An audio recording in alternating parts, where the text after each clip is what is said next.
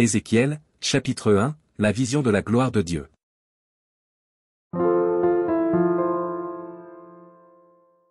La 30e année, le 5e jour du 4e mois, comme j'étais parmi les captifs du fleuve du Kébar, les cieux s'ouvrirent, et j'eus des visions divines.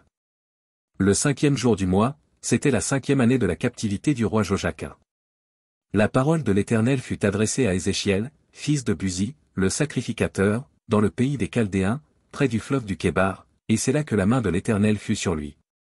Je regardai, et voici, il vint du septentrion un vent impétueux, une grosse nuée, et une gerbe de feu, qui répandait de tous côtés une lumière éclatante, au centre de laquelle brillait comme de l'airain poli, sortant du milieu du feu.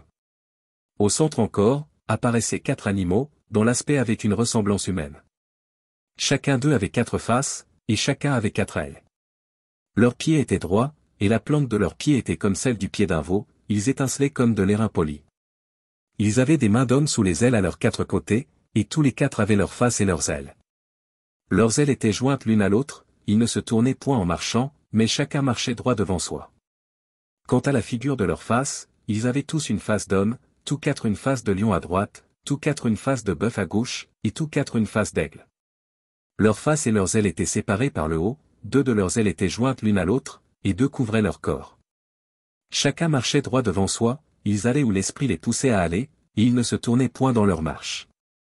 L'aspect de ces animaux ressemblait à des charbons de feu ardent, c'était comme l'aspect des flambeaux, et ce feu circulait entre les animaux, il jetait une lumière éclatante, et il en sortait des éclairs. Et les animaux couraient et revenaient comme la foudre.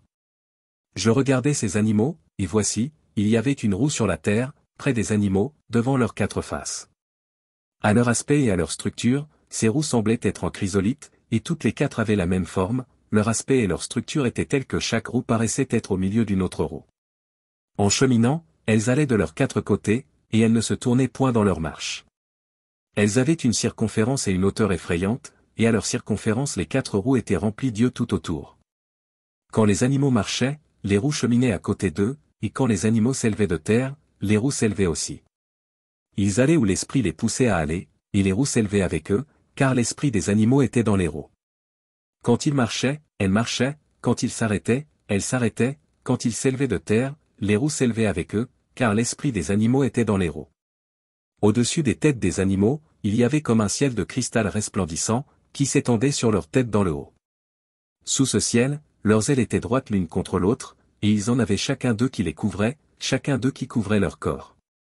J'entendis le bruit de leurs ailes, quand ils marchaient, pareil au bruit de gros eaux, ou à la voix du Tout-Puissant, c'était un bruit tumultueux, comme celui d'une armée, quand ils s'arrêtaient, ils laissaient tomber leurs ailes. Et il se faisait un bruit qui partait du ciel étendu sur leurs têtes, lorsqu'ils s'arrêtaient et laissaient tomber leurs ailes.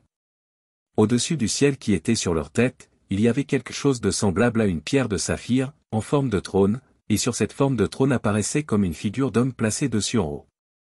Je vis encore comme de l'airain poli, comme du feu, au-dedans duquel était cet homme, et qui rayonnait tout autour, depuis la forme de ses reins jusqu'en haut, et depuis la forme de ses reins jusqu'en bas, je vis comme du feu, et comme une lumière éclatante, dont il était environné.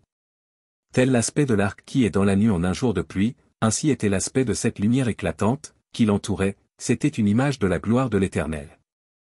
À cette vue, je tombai sur ma face, et j'entendis la voix de quelqu'un qui parlait.